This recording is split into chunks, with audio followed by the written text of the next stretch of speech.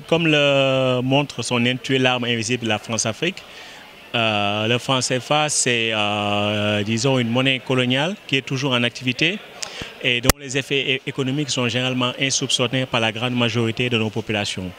Et donc notre objectif a été de faire un livre le plus pédagogique, le plus didactique possible pour que tout le monde puisse comprendre les enjeux autour de la monnaie et en particulier de cette monnaie-ci, le franc CFA. Et donc on a essayé de raconter cette histoire-là de manière simple pour que tout le monde puisse comprendre. Parce que l'objectif, c'est de détechniciser le débat. Parce qu'il n'y a pas sujet plus politique que la monnaie. Déjà, l'étymologie du mot renvoie à la politique. L'étymologie du mot monnaie, ça renvoie à la loi. Donc on a voulu faire un ouvrage qui soit accessible aux opinions publiques africaines, mais aussi francophones de manière générale, y compris la France. Parce que beaucoup de personnes ignorent le franc CFA, ignorent les effets du franc CFA et dans quelle mesure cela conditionne nos stratégies de développement. Et donc c'est ce qu'on a voulu faire un peu.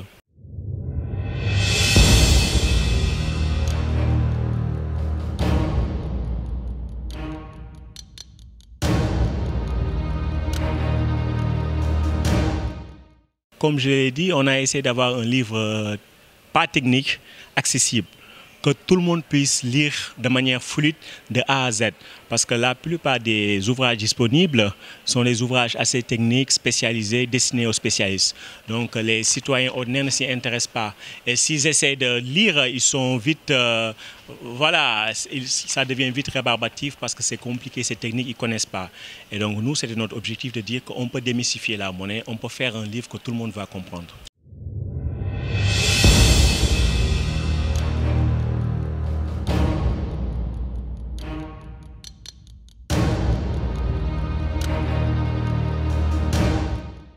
Oui, c'est une question d'étape.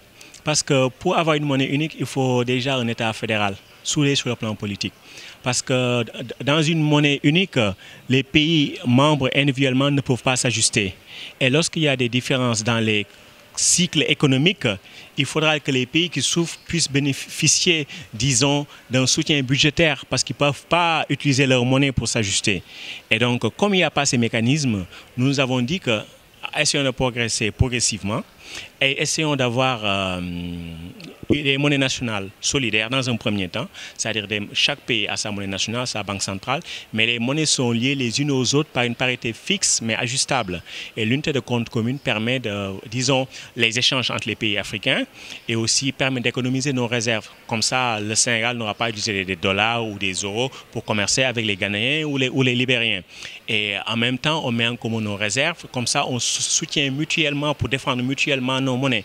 Et à la suite, et en même temps, on a aussi des programmes d'autosuffisance énergétique et alimentaire parce que les produits alimentaires et les produits énergétiques représentent 25 à 60% des importations des pays de la CEDEAO. Et donc, si on parvient à faire tout ça, on sera un peu plus unis, on aura la solidarité budgétaire et on aura la flexibilité macroéconomique pour chaque État pris individuellement.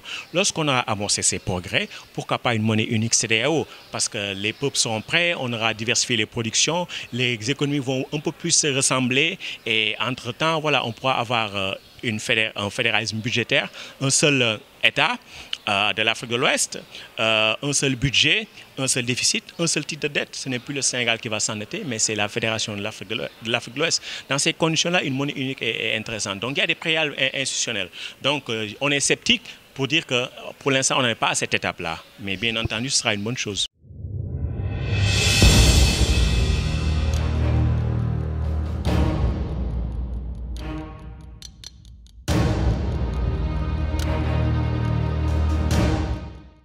En fait, c'est toujours bien qu'on amorce quelque chose. Je veux dire, la monnaie unique, ce sera toujours mieux que le CFA parce qu'au moins nous serons d'une certaine manière aux affaires. Les Africains seront aux affaires. Avec le CFA, ce n'est pas la même chose. Mais dans tous les cas, la monnaie unique CEDEAO ne réglera pas nos problèmes monétaires parce que c'est aussi la même philosophie monétaire que le franc CFA.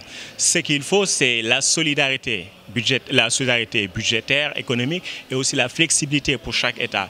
Et à ce stade, on n'est pas prêt, à mon avis, pour une monnaie unique CEDEAO.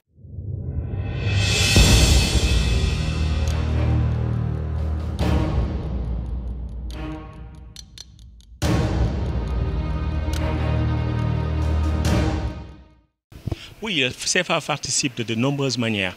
Le taux de change fixe, on peut se poser des questions, surtout que lorsque c'est une zone monétaire qui fixe son taux de change à une autre zone monétaire. Historiquement, ça ne s'est pas vu. On connaît juste un seul exemple, mais ce sont des îles.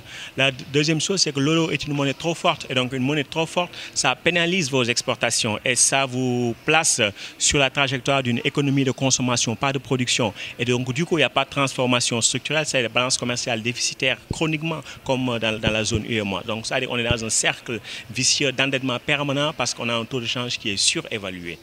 Et donc, ça veut dire qu'il n'y a pas d'industrialisation. Et donc, sans industrialisation, on ne peut pas créer des emplois, il n'y a pas de retombées technologiques, etc.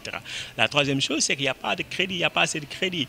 Et donc, d'une certaine manière, s'il n'y a pas de crédit, il n'y a pas de croissance. Donc, la croissance ne peut être tirée que par l'extérieur et pas par la dynamique interne. Et comme aussi les États sont restreints au niveau du crédit interne, ils sont obligés de s'endetter à des taux véritablement faramineux et qui ne sont pas soutenables à long terme. Donc, ça veut dire qu'on s'endette pour créer une croissance artificielle pendant quelques années et après, ça va être le crash.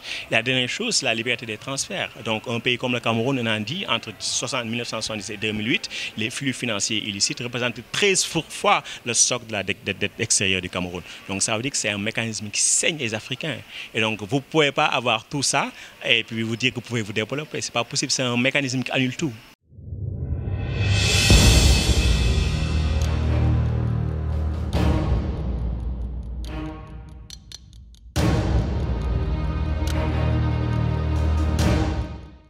Oui, je ne pense pas que le pétrole au Sénégal puisse avoir un impact différent de celui qu'il a pour l'Afrique centrale. Pourquoi? Parce qu'une fois que vous avez le pétrole, les gens s'imaginent qu'ils sont riches, vous avez un taux de change qui ne s'ajuste pas, et donc plus vous recevez d'argent, plus il y aura un peu d'inflation, et il y aura aussi...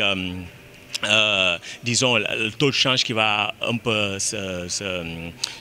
qui va devenir un peu surévalué et donc ça va pénaliser les autres secteurs productifs, l'agriculture, l'industrie. Donc vous allez être dépendant du pétrole, comme au Gabon, comme au Congo, et ça ne change rien. Et de plus, si on a le pétrole, on a le CFA qui ne bouge pas et que vous signez des accords de libéralisation avec l'Europe ou avec d'autres pays, ça veut dire que vous condamnez à terme à être une économie unilatérale. Donc il faut tout un cadre. Il faut tout un cadre. Mais la monnaie est séparée du budget, la monnaie est séparée de la politique commerciale. Donc on ne peut rien faire de fonctionnel qui marche à long terme.